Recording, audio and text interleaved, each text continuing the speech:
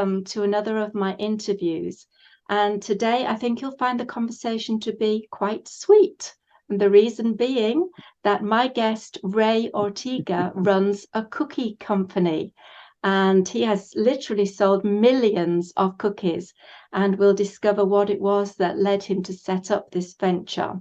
We're also going to talk about his health journey because when he was a child, he suffered from several life-threatening illnesses, and basically the medical profession drew a blank.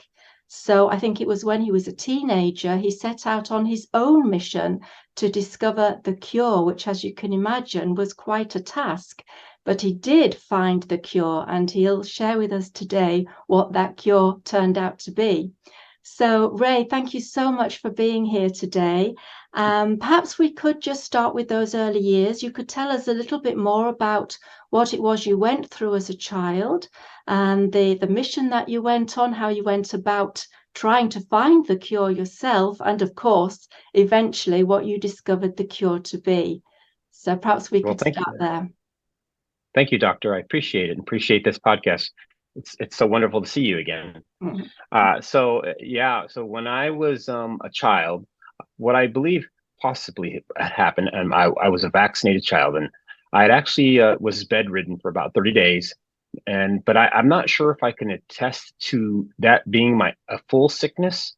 However, after I was sick, I became more sick incrementally, and I became more sensitive to foods. Now, I'm only looking at this as far as looking back as a child, as an adult, to try to understand. I think that we have to all look back to try to understand where the illnesses come from. Why did it happen to me? What is it that it became? When did it actually surface? And so when you start to understand it, and I think that as a child growing up, I grew up Catholic. So I think that I always used to have a thing with my creator in some ways where I didn't quite understand. You still don't understand as a child what's happening to you, but you want to know. You want to know, why am I so sick? What is going on with me?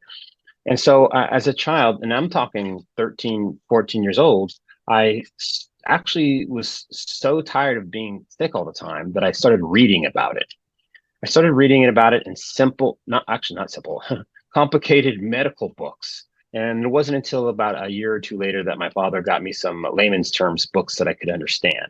Mm-hmm. And so a couple of the things that I started reading about was diseases in human, and the digestive system and the endocrine system, and how everything and all that was tied together. One of the things I did notice about myself is I had some dyslexia. It was very difficult to read. It was very hard for me to read. So I actually started reading slowly. I realized I'm going to have to read slowly to try to understand it, especially these medical books. All the words are so huge. So I found it. That must have been quite difficult for you, but obviously you were intensely motivated. So you pushed through. Yeah. Yeah, that's the funny thing. I think that's where I started to understand what passion was about the cure for myself. And I even remember as maybe fourth, fifth grader telling my teacher, I'm going to find the cure to a common cold someday. I remember saying that to her, and I think she laughed at me. She laughed at me like, "Oh, that's so cute," because I was just like, that was my mindset. My mindset was, why am I so sick? As a kid, I'm just sick. So as I started to read more about the digestive system, I discovered that my first discovery was how sensitive I was to animal products, and particularly eggs at the time. So I stopped eating eggs at the age of 16, never realizing that was the beginning of a journey that's going to change my life. I had no idea that this was going to happen. And I have to step back and say that even during that time, I think, believe it or not, oddly, prayer was always been a part of my life. I've always had that inner thing to try to understand myself and my creator. So I figured whoever created me had to have the answer. Then I thought, how is it that my creator could have made such a huge mistake? And that was a big deal for me because because I grew up Catholic. So I started looking in my inner side of the mind and my body, the connection of my spirit. I believe it or not, even as a 16-year-old, 15-year-old, I mean, I was becoming very aware of myself, my spirit, and the body surrounding it. So as I started to read more and more about it, I started to realize I was onto something. I stopped, like I said, I stopped eating eggs at 16. Then the sad part about it is I had to give up my favorite thing, which was cookies. Well, not only just cookies, but everything in my mind at the time, everything had eggs in it. I was like, oh my gosh, everything has eggs in it. It's not just cookies, cakes and muffins and pasta. And so I was like, and I was like, oh my gosh, how am I going to tell my family I have to do this? I was on my way to healing myself, but I was embarrassed to tell anybody. Right. Because Well, I come from, like it affects so many things, like you say. It's not just, a fried egg or a boiled egg. It's eggs are in so many different products, aren't they? So yeah, that was a huge thing. But just looking a little bit more at this egg issue, you said that you discovered that you were sensitive to eggs. So how did, when you did consume eggs, how did the sensitivity show itself in your body? I had headaches. What started prompting me to do this was I not only had a lot of stomach aches, I had a lot of rashes. I had the biggest thing was my headaches. So I started seeing a doctor, and the doctor, he said, take some Advil, take some Advil. I said, okay. I started taking Advil, and the Advil stopped working. Then I went back to the doctor. The doctor said, oh, your body gets used to Advil. You have to switch to Tylenol. I'm like, oh, really? So he said, yeah, you have to go back and forth. You have to change up your pills, your medication. I was like, really? I was like, okay. So I did that for a while, and I said, there's no way. There's got to be a better answer. So I mean, I ended up people used to joke about how much Advil and Tylenol I took, and they used to say, even as a kid, you should have owned stock. And I take so much Advil and painkillers, it's like not even funny. And I used to kind of like, there's something to this. There's no way. So I kept reading about it and learning as much as I could. And it's, believe it or not, these medical books and all the medical lingo is very difficult to understand, even as a kid. I mean, it is an adult, but let alone as a kid. So I started to have to research myself, all the things that I was doing and I was putting into my body in association with the way that I felt. And so when I eliminated eggs, and I sadly had to eliminate everything associated with the eggs, which was a very big deal for me because I was eating sausage McMuffins in the morning, eggs in the afternoon. I was eating everything with eggs in it all the time, all day, every day. But it's kind of a sad thing. I think back every time I talk about these type of such. I always think back how, in my mind, how sad it was to have to give up. And I see now people's perspective on wanting or having a problem giving up cheese. People, nobody wants to give up cheese. It's because we are so programmed, and brainwashed is kind of comes to mind, about how we should live as humans. And it's really society, it's the schools, it's the government, it's all the things that we're supposed to be doing that follows along in the mainstream. Well, so do doctors, but doctors don't have the education, a nutrition education. I really wish, looking back, that a doctor would have said, hey, just change your diet. But really, I ended up being self-taught. I ended up having to teach myself and look at all the books and read about it myself. It's No doctor. It's a great failing of the medical profession that they don't include much nutritional training. I think it's less than a day or something. It's so crazy. It's still unbelievable to me today. I think they're probably incorporating a little bit, but not as much as they should, especially with children. I mean, the symptoms are all there, and it is actually very obvious. If you really look at, listen, it's consistent. I think all the human illnesses are consistent. If you can't figure it out by now, you're doing it for the money. It's simply you're just following along with the Western medicine rules and laws so you can make a buck.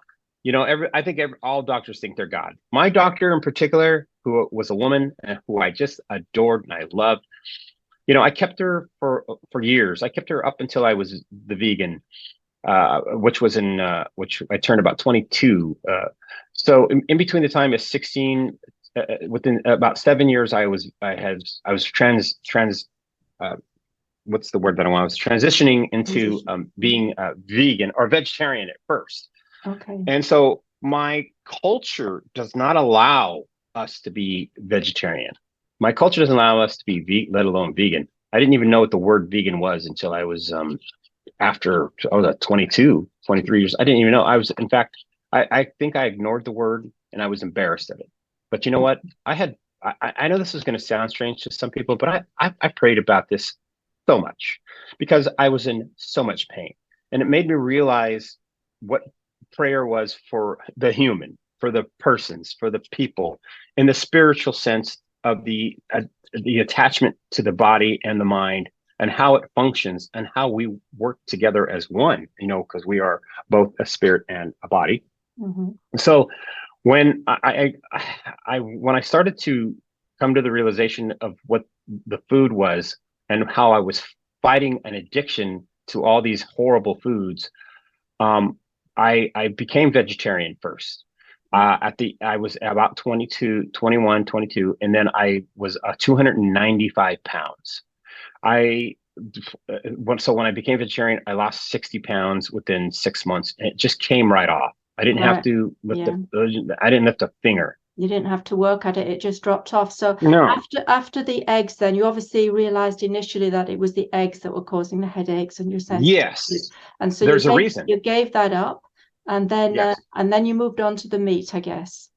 Yes, and the hidden eggs too. I think from what I know now, the chemistry of how eggs metabolize and break down in your body are part of the reason why your body reacts to it.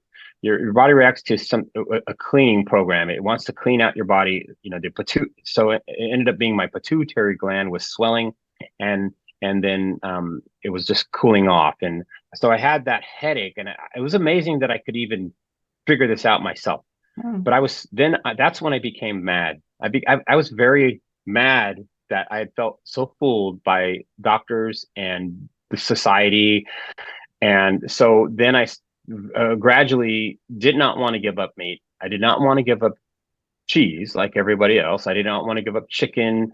And I wasn't really much of a seafood eater. So it was easy never to touch seafood. But the being a man that I am and the culture that I was at, it was a no-no, and it was embarrassing. It was almost like in my culture, it was almost like coming out of the closet to be vegan, to be vegetarian. Yeah. And because you know what, doctor, in my neighborhood, you got your butt kicked if you even spoke. If I turned down food that was on my plate, that was meat and dairy and cheese, I would have been sent to my room. I would have been. My dad has never spanked me. My mom has not either. But I'm telling you, I would have been yelled at and said, "You better eat what's on your plate." And I think that's part of. I don't parent like that because I have a 14-year-old, but I think that's part of how old school thinking and parenting is. Eat what's on your plate, or else you're not going to eat. And we grew up. And to be fair, they would have thought that was good for you. They would have thought that. Oh my gosh. You know what?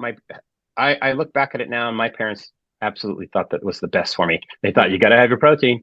You got to have it's very typical of even today by today's standards for the most part, how our reaction is to these foods, because we're so indoctrinated, we're so brainwashed that it's supposed to be good for you, and that's right. Typically it's not. You hear that thing about you've got to have your protein so much as well. They think that protein only comes through meat or something. Right. It's a lack of education, isn't it? Because we know that protein actually comes through the plants, and the only reason that it's in the meat is because the animals eat the plants. But there's just a lack of education around these topics. Yes, I look back now, and I say that a lot, that we're as humans, family with who have big families. My dad has 16 brothers and sisters. My mother had 9 brothers and sisters. Everything counted that they ate. Everything was, my grandmother, my dad's mother, killed chickens and rabbits in the backyard. So I was always a witness to that, and I hated it every second. And I couldn't stand it. I didn't even understand what it was, but it was horrible. And then, so I grew up with chickens and eggs and all that other stuff. But this is what we lived off of as children in the 70s and 80s, or 70s, really. For myself, it was 70. So I'm 56. So, but if you didn't eat what was on your plate, you pretty much did not eat, because somebody else would eat it. Somebody else would eat. And so it's almost like a desperation of like no choice. If you didn't eat what was then and there, you didn't eat. Somebody else would eat your food. There was so many other people around. So, it's not like somebody would stop me and say, look, there's an alternative. Look, oh, you can eat something else. Or, they never did any of that. But at the same time, nobody really knew how sick I was. I hid it very well as a child. And it's very sad that it came to that. I, in fact, remember. Why do you think you were doing it? Why were you hiding it? It was embarrassing. It was embarrassing. The funny thing is, I'm going to say this again and again, the culture from which I came from, it was a no-no to be weak. I could not be weak. Okay. I could not say, hey, I'm not feeling well. Hey, I'm sick. It's funny. I had to do it all on my own. I took myself to the doctor. My mom wasn't even there. I took myself to read these books. I had to do everything on my own because I was embarrassed, or I felt like I would be judged, basically, to even though I had it in me to have an understanding of what the direction was, it was embarrassing because of my culture. My culture completely would put it down, like, you're not really sick. In fact, my mom used to always say, it's just all in your head. I love my mom and my father, never get that wrong. But the fact is that they come from a different generation. Yeah, and that culture thing is so strong. The condition over generations, it's there. It's hard to break through survival that sort of thing, isn't it? Yeah. Yes, survival. It's a survival thing. It's because the choices they had were limited. Especially in the 50s and 60s. Oh my God, 50s particularly. Yeah. Wow. Yeah. Okay. So you went on to give up meat, and you went on to become a vegetarian. Yeah. Yes. And I lost 60 pounds. And so it was amazing. So I had to come to the realization, but as a vegetarian, it's accepted to eat cheese still. It was one of the last things that I held on to for dear life was cheese. Yes. I like everybody else, you love cheese. It's so delicious. Everyone thinks, oh my God, cheese is a god, according to some. But I ended up I remember the last day that I ate cheese before I became vegan. I started a job at the Sacramento Natural Foods Co-op. I have a construction background, so I quit construction, and then I said I had not had a cookie in 7 years.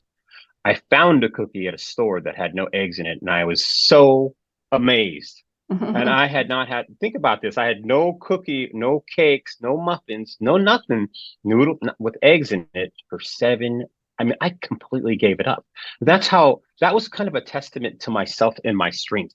It just for myself, it was like, hey, man, look at me. I can't believe it. And then when I was in the middle of the job, and I had a pizza cheese bagel.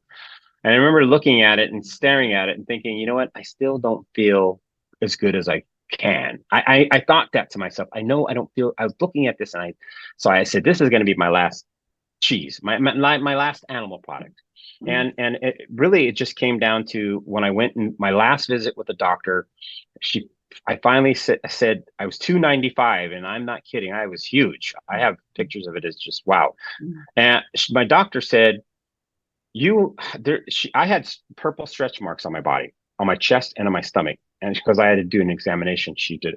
I said, well, first of all, I didn't even realize how sick I was until she brought it up on just how bad I had become, because I was overweight and I had all these problems, stretch marks and everything. Purple. I had purple. She says, you have either Addison's disease, Cushing's disease, or you have a tumor on your adrenal gland because your adrenals are over pumping, and that's why you have these purple stretch marks.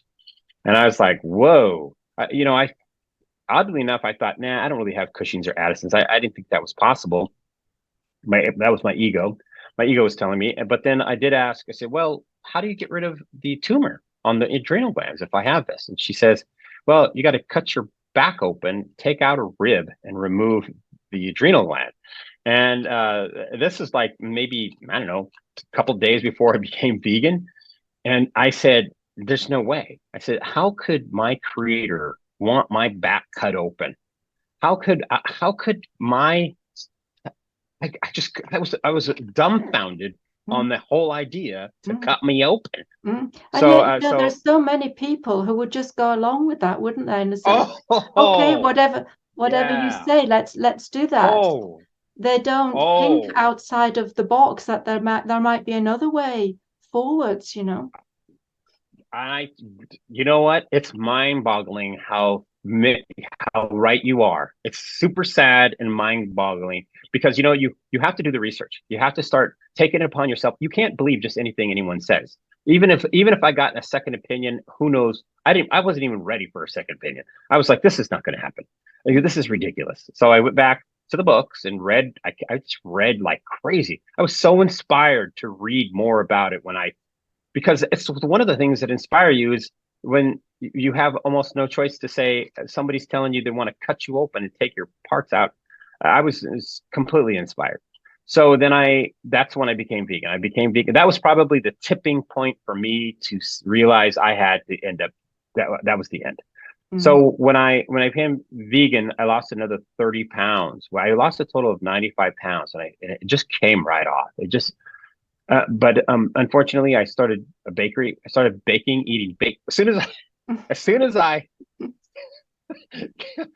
doctor, as soon as I discovered cookies with no eggs, I went nuts. I'm not kidding. I went absolutely bonkers. It'd been like you'd been fasting for years, and now you had to feast. Yeah. I got taught vegan baking, and I just went absolutely. I thought make cakes, cinnamon rolls, anything that had an egg in it that was missing that I had never had. I went just absolutely. I could look back at it now. I think it's completely hilarious. And now I've gained about 30 pounds back. I ended up being about 220 after that because I was so desperate. I was so like, oh my gosh, nobody's going to take it away from me. I can't have this taken away from me again. But I don't want to stop until something just tells me I can't stop. I have to keep going. So it's like I just went on a complete craziness of wanting to eat. I had a lot of catching up to do. Yes. You know what I mean? And I felt like it was the funniest feeling, but I was so inspired, and my whole perspective changed. My brain started to become more clear. I started to learn how to draw. I didn't even realize I could draw. I was like, oh my gosh, I can draw. It was really an interesting factor is that it's kind of embarrassing to tell people this, but I even as an adult, up until I was vegan, I was scared of the dark. I was so scared of the dark. It was the strangest feeling because I would get it would just get highlighted in my hair and my ears. I had this terrifying feeling of, and the reason why I know this is because I moved into a house. I would walk back to the house and I would be scared because it was it was completely pitch black in the back. So I would get these weird willy feelings. And so but get this, when I changed my diet, I remember in the same house, I like maybe a year later, I would walk back to the house and I realized I had walked completely back to the house without even worrying or nothing. There was no more fear. And I actually attribute that to animal products. I think that part of it, doctor, I think that is the interesting part about animal products is the connection of what we consume to how we feel. It's because you're eating an animal product, you could possibly taking on some feelings of the fear that the animal had. That's spiritually what I believe. I believe Well, that I had some. I think that is, confirmed, because the energy Really? that we give out, when an animal is being pushed along at the slaughterhouse along the Yes. conveyor belt, adrenaline is pumping through its veins and it's scared to death, literally. And that energy just Wow. doesn't dissipate. That It energy is can't. still there. So I think sensitive people, I've heard it before, sensitive Oh, people wow. do pick up on that. Yeah, and some people actually, it makes them feel a little bit more aggressive when they Oh, consume yes. the animal I products. So, was, yeah, I think it's a yes. real thing. It's subtle, and it doesn't affect everybody, but those who are sensitive, they can pick up on it. Yeah. Well, there was times where I felt like I could run around the block like easily. I had so much adrenaline pumping through my body. So, and that was one of the interesting things that there were phases towards the end of me being vegan or trying to understand this. This is when I was still eating red meat and chicken. I had just stopped eating eggs. I had never eaten eggs since the day I stopped. I'd never eaten it, but I kept eating red meat, and that was one of the things that I started to read about was the adrenaline that was going through my blood, and then I started connecting it to animal products, and that's when I started becoming.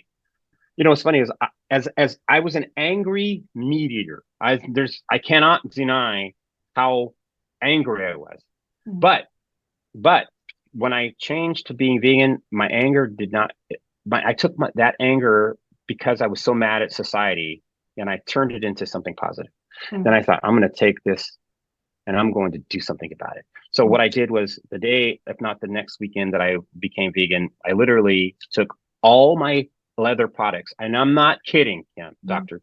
I took all my animal products out and I put them out for sale on my lawn because I was Right. so mad. Yeah, well, I that's was another so thing. mad. Yeah, once you're on this path, once you've got through the diet part, you then start looking around at your furniture and your leather shoes and your leather wallets, and you think, oh, good grief, what have I done? And some people just That's can't so live with true. that anymore, and other people say, well, I I couldn't can't live with it. afford to replace. But you obviously Oh had that no. reaction that you needed it out of your life. I was so mad. I was Mm. so distraught about it. I still have that feeling today, doctor. I still have the feeling of I was repulsed by it because I was like, I took my leather stuff, I threw it out. I was like, I'm so done with animal products. I don't never want anything to do with an animal product. Mm. Never realizing maybe a year or two later when I started to somebody had to start showing me videos of this of the treatment of animals, and Mm. I was like, oh my gosh, Mm. now I see the connection Yes. because of the slaughter of the animals and how it's produced. I had no idea. I still didn't know. I was more Oh. concerned about my own colon. Yeah, and a And lot of people don't know. I just think it's out of sight, it's out of mind. A lot of people just don't completely. really know what these animals do suffer, especially on these factory farms, of course, where the vast majority of the meat comes from. They're not treated like sentient beings. They're, No, they're literally just money-making machines, products as far as they're concerned. Like, just live products. pieces of metal or steel, it's all the same to them, and yet these are living, breathing beings. Yeah. Yes, that when so now I'm so glad that you were talking about this because I haven't talked to really buddy in an extent about this because I'm afraid of being judged. But I'm glad that to understand that I am not the only one who has felt the fear. So when I started to see this stuff, the animal slaughter and stuff, then that's when I started putting it together that these cows were being pushed to a back dark room or and being slaughtered, or there was some fear in them. Then I was like, oh my gosh, this is exactly why I was so mad. But then like I said, I became angry for the good. Then I started thinking, I gotta. So if I make these cookies, I'll never go back. I'm going to make them to make sure that nobody has a cookie again with animal products in it. Mhm. And fail or succeed, I didn't care. It didn't Mhm. even matter to me. I just figured people have got to try this. They have got to try this because this is a new world. Yeah. For me, it was a new Yeah. world, even So though it was just a before lonely we, world. yeah, that's fascinating. So just before we go, onto that about your your cookie business. I just want to come back to the cheese. I know this was the last hurdle you went through, and cheese is difficult for people to give up. So how did you actually find giving up cheese? Did it take you a while? How did you go about actually doing that? Because this is a stumbling block for quite a few people. Everybody, really, actually, if you ask me. I think that, because what had happened was I started becoming, as I was transitioning slowly into what I had no idea what I was becoming. I had no idea. My body became more sensitive to everything. My body became more sensitive to drinking water, salt, my electrolytes, protein, everything was more sensitive. So, but I didn't still feel right. And I think that what has to happen is you have to look really deep inside your mind. You have to look deep inside yourself and say, what is really wrong here? What is going on? So for me, in my mind, what had started happening was I remember thinking, you know what? I still don't feel perfect. And I was looking for perfection. I know we're not perfect. I'm still not perfect today because I probably still eat too much sugar. So, but I love sugar. So what am I supposed to do? I'm to my business. But and I have become more sensitive to sugar. But you have to remember too, doctor, that I tell people this all the time, that you won't know anybody who's eaten more cookies than me. Okay, so that is and that's because I got a lot of making up to do. I'm still trying to make up for it. Exactly. But so I became more sensitive. So you have to start to take the realization of, wow, okay, so if this is your last thing that you're giving up, what's really going on in your mind? How is it that you really feel? Is cheese really worth your health in the long run? Because guess what? Cheese does a ton of damage for so many reasons. The process of cheese, now that I understand more about food chemistry has made me who I am today. It made me come to the realization of how terrible the chemical makeup the cheese is. It's absolutely horrid, in the way that it metabolizes and decomposes in your body. In fact, I've come to the belief in my mind that the particles in cheese of the bacteria that it grabs a hold of and decomposes in your body gets into your blood, and the particles are small enough to get in even to the breast tissue. And I don't know. I don't think it can necessarily get into your brain because of the way that the brain is structured, and it's hard to get anything through the brain.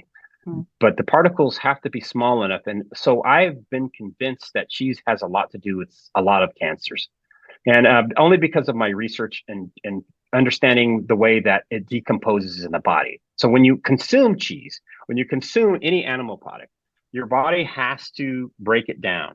And so when it breaks it down, it goes straight into the blood, and then your blood has to deal with it.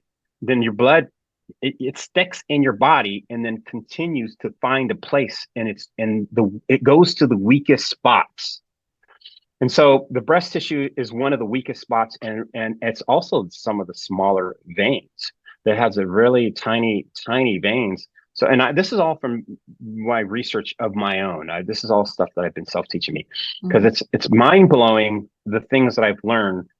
And I always try to. It's got casein in it, hasn't it? The cheese, which makes it addictive. It truly is addictive. Yes. Oh, it is addictive. It's such a bad habit, and that's the catch-22. You may think, oh, this is great. It tastes wonderful. And we live with cheese, doctor, every day. Everybody's eating cheese. Somebody's always eating cheese. I don't care who you're around. Somebody in your circle is eating. And all we're doing is, we're looking at these people, and you're the source of like the person who they look at you, a doctor, and they say, we know you're vegan, and I have some guilt for eating cheese. People have guilt for eating animal products in front of me, particularly cheese. People are always excusing themselves. Hope you don't mind, I'm having cheese. What I always tell people, if you want to live happily and healthily and have a quality of life, you'll stop eating cheese. I'm pretty upfront about it now. It's been 30 years, doctor. So I have no fear. There's some places where they just seem to put cheese on everything. It's just gone bizarre. I remember when I live in Canada now, but when I visited the US, I was shocked it was like you could barely buy anything that didn't have cheese on, even a salad. They'd always I know. cheese sprinkled on it. I thought, why do you put cheese on everything? Yeah. I know. Then you'll say, no, please don't put any cheese on it. And of course, two things happen. They'll either say, oh, do you not want onions on that either? Or do you not want tomatoes on it either? I'm like, did I say no, I didn't. I said cheese. And then you'll get it back and there'll be cheese on it. Because guess what? The chef is jamming back there and just they throw cheese on it anyway. Yeah. And you have to, and that's one of the things I have some guilt. So I always make sure to say, hey, look, no cheese, no cheese. As much as a pest as I can be about the whole thing, when I order, I always triple check. And I think it's kind of embarrassing to some degree. But for the most part, I don't want to send the dish back because I feel bad, you know? Mm-hmm. Okay. All right, so cheese, you eventually got there, and you're now fully Yes. vegan, and having 30 realized, years. yeah, so that's fantastic. Well done. I mean, how amazing that you've discovered your own cure. And who would have thought it was to do with Amazing. your diet? You know, it should have been the first thing that those medics looked into, shouldn't it? Really, but Absolutely, it wasn't. 100%. Yeah. As a child. Nope. Anyway, Nope. well done for that, and especially, Thank you. being dyslexic and having to wade through all those medical books. I mean, that was just a task and a half for you, but you got For there. a kid. I guess it's been good for Yes. you along the way, developing developing your brain and your skills in that way. I've got a lot. I've got this. I'm like on fire all the time. Yeah, doctor. I always tend to. I don't know what's wrong with me, but I always think my brain will not stop. Now it has been nonstop since I have been vegan. Getting going. Yeah. Okay. And obviously the creator had a hand in this because you were praying and reaching out. 100%. You were being guided and you were being helped and supported, from the spiritual side of life. Okay. So let's move on now then to your business. Could you tell us more about how you went about setting that up and the excitement involved? Sure. So I think just to step back a couple seconds, one of the interesting things is when I would pray about the whole thing, then I would see things more different. I would see things more in a more clear sense. So, and this was happening with me with everything, and this is where the cookies came into my mind. So as I learned about the vegan baking, it came upon me, and I guess it was just something that I was supposed to be doing. I had no idea I was going to be being a cookie guy. Trust me, I didn't know idea. It was so strange, but I started vegan baking. I was taught by someone to vegan baking, and I started my first company, which was alternative baking company. And they, and within the first 3 years, we did $1 million in sales. I was by myself for the first year and a half. I literally baked everything, wrapped everything, delivered everything, got the accounts. But one of the struggles that I had first starting was people's fear about it tasting like cardboard. People used to think, oh, that's not going to taste good. It's vegan. And I would not back down on my labeling because people used to say, you shouldn't put vegan on your labels. You're going to lose sales. I'm like, you know what? I don't care. It didn't matter. Even though I had questioned myself a tiny bit, like maybe you're right. And I don't want to fail. But at the same time, I was like, I don't care if I fail because you know what? For me to make a cookie company, because people used to say this to me, you should make a cookie company with a regular cookie company. And I'm like, if I put eggs in my cookie, it's like I'm putting poison in my cookie. And I am not going to put poison in my cookie because it's just not going to happen because that's how I saw animal products as a poison. And it wasn't going to happen. So I started my first bakery, and I left because believe it or not, the strangest part about it is I left because of the ethics of my partners. My partners were still eating seafood and meat, and so I wasn't having any of that. I didn't care about anything else. I left the company. I was forced out because I was just disagreeing with everybody on the ethics of the business. It made me really question my path and where I was going. Naturally I throw some prayer in that to try to find out what I should do. Strangely enough, I happened to find a friend of mine who I was doing business with that had a place for me to go into. It was the strangest thing. He said, I'm telling you, within a week's time, I left the company, my friend, and it's like an angel, said, I have not only a place for you, but I'll loan you 350,000, or no, 300,000. And I said, what? Are you kidding me? I couldn't, I was in such disbelief. I didn't believe him, to be honest. It was because I hadn't even shook his hand or anything. I'd known him for only a couple of years, but he saw my rapid growth in the vegan business. And you're talking about 1995, 96, and 97, 97. They only had 2 soy milks maybe at the most in the stores at that time. Right. There was maybe one other cookie company in the United States that had a vegan cookie. There may have been others, but for the most part, it was impossible to find a vegan cookie. And then so I didn't realize how desperate people were for a vegan cookie, and I thought it was just me. And so within we did the almost $1 million, and then I left and I started Sunflower Baking Company, FLOUR, like the baking flour. Yeah. And so it's that the passion, that all the anger and the fear and the craziness that had happened to me, do or die, I was doing this. It didn't matter what was going to happen or what the outcome was. I wanted people to know that they could have an egg. I wanted to take eggs out of people's mouths. I'm still determined to do that. I'm still determined to say, don't eat any animal products. Everybody knows who I am now. You can call us crazy, but I think it's crazier to slit a cow's throat than to shave a carrot. You know what I mean? It doesn't make any sense to me. And I hate being the bearer of bad news to people. And guess what, Doctor? We are the bearer of bad news to take away people's food. They don't like it. People don't like to know that they can't eat cheese anymore. People don't like to know that their animal products are going to be taken away from them. That's who we are now. But people do say you're extreme. You're extreme if you're a vegan, but it's it's extreme, as you say, to slit an animal's throat. It's extreme to take baby calves away from their mothers after they've just been born. It's extreme to take the skin off the back of the male calves when they're just a few weeks old. This is what is really extreme. Yeah. I know, but you have to, and we just got over Thanksgiving, and I always challenge people, hey, don't eat turkey, but who knows? I'm just there to plant the seed. People have to water it and want it. But just like myself, I think that until something affects us personally, I've met a lot of people who do it for the animals. I have met a lot of people who do it for health. So there's 50-50 on all of that, and I respect both. I have a great respect for both. I still could not. I have become so desensitized on the animal torture because I grew up seeing animal torture. So it didn't even matter to me. I cared none. I didn't care at all about animals being slaughtered. Even to this day, the unfortunate part about my business is a lot of the equipment that I use is for animal products, but I use them for cookies.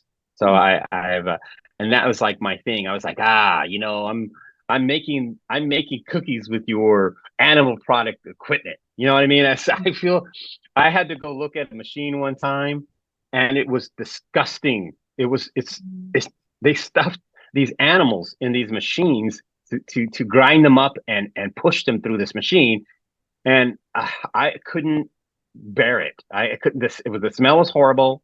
It was a bloody mess. The feces and the bacteria levels are so high.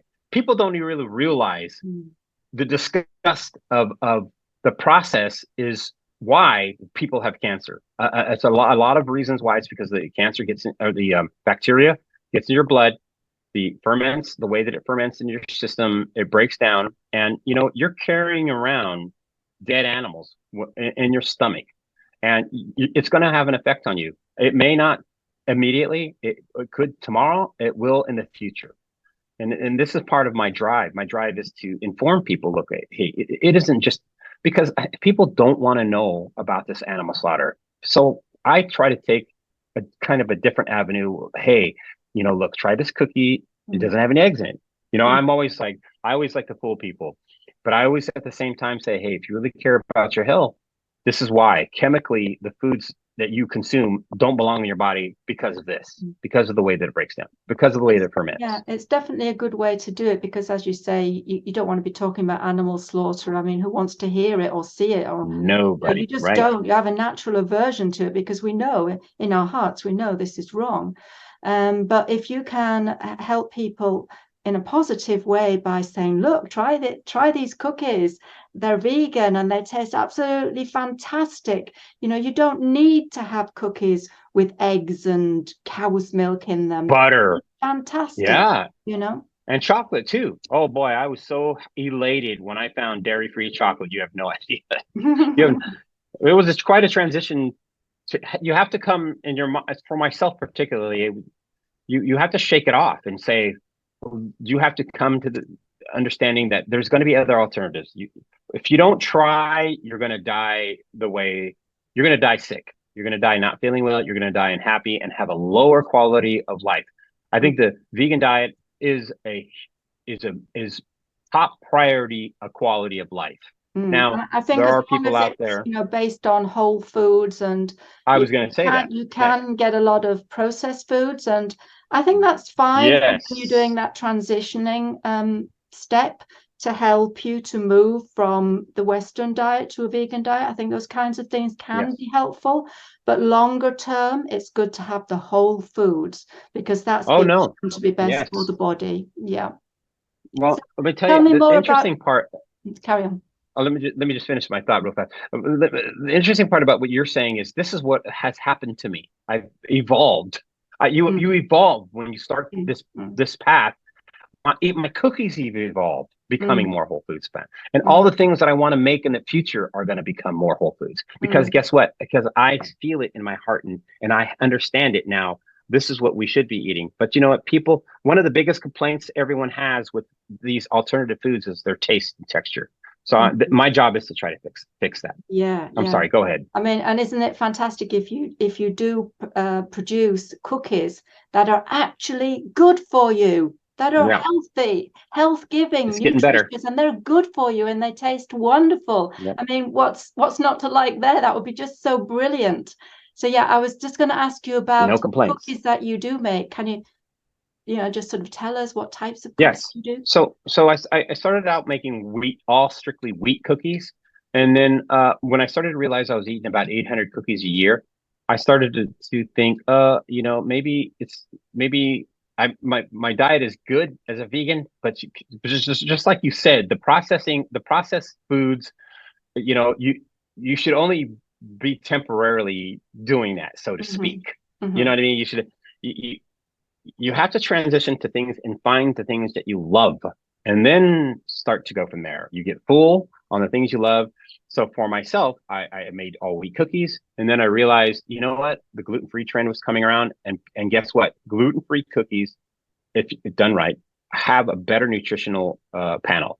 The panel for fiber and protein and all the nutrients that are in gluten-free products, for the most part, are healthier. So my goal was to, again, a second time, my goal was to make it not taste like cardboard.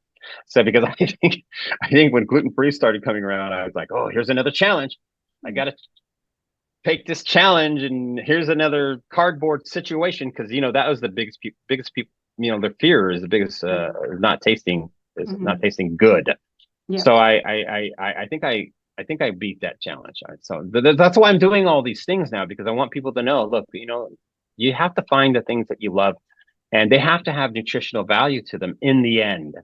If you're going to be piddling around with little stuff and little foods and chocolates and desserts and stuff, sure, do that. But keep in mind, the whole foods thing is looking at the nutrition facts is what you should be doing. You need to look at the nutrition facts. Definitely, yeah. 100%. So you do chocolate cookies? Yes, I do peanut butter. I do snickerdoodle, banana nut, chocolate chip, of course, double chocolate, of course. Okay. I'm in some Ralph's in Southern California. I can't wait to get into Canada. I'm actually working on a deal to try to get more stuff in Canada right now. And so I'm hoping to do that. Then I could shower you guys all with cookies. See, that's going to be fun. That would be But wonderful. yeah, I would love to do that. I've just been doing the research on how it is to ship to Canada, and it's completely ridiculous. I mean, Mm. the United States should just take Canada.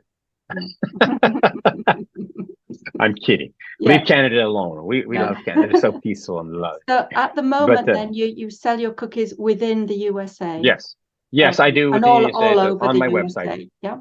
Amazon.com, Amazon, and I'm working on Amazon Canada as well. But yes, sunflowerbaking.com, or I started a new website, startaveganbusiness.com, and my website is on that also on that Oh, okay. website. And I'm doing that because I want to inspire people to either try to do better than me, because I'm getting older and I can't last forever.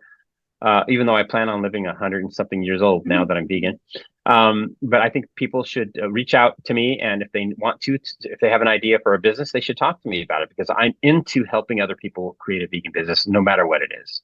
Okay, yeah, and there's definitely a need for that, and more people are, becoming vegan or vegetarian. They're on that route. Maybe plant-based. Just sort of really cutting down on the animal products. There's a lot of that going on as well. So as time goes on, more and more people are moving in this direction. So there's definitely a need for these kinds of businesses to be springing up. So that's great that you're offering that facility. So I'll give all the the website links and stuff in Sure. the description below. Okay, well that's been a really fascinating conversation. Thank you so much for sharing all of that with us. Is there anything else you'd like to mention just before we round off here? Oh, I do want to say the interesting part about it is when I became vegan it was only 4% of the population in the United States. Now it's only 6 still, but I think it's growing. So I want people to do the research. I think people should just research for themselves. Mm-hmm. That's it. Do the research for yourself, which is what you discovered as a child that you needed to do. Yes. You've known about this for a long time. Yeah. Long time. You don't just go with the mainstream What the line doctor and says. everything. Right. It's really important to look into Very it important. yourself. Yeah. Yeah. Okay, wonderful. Well, thank you so much, Ray. That's been a Thank really you, doctor. fascinating conversation. And thank you, everyone, for listening in. And please do check out the description notes below for those websites that we mentioned. And also, I'll give you my website and offerings as well down below as well. So until next time, thank you ever so much and have a wonderful week ahead. Bye for now.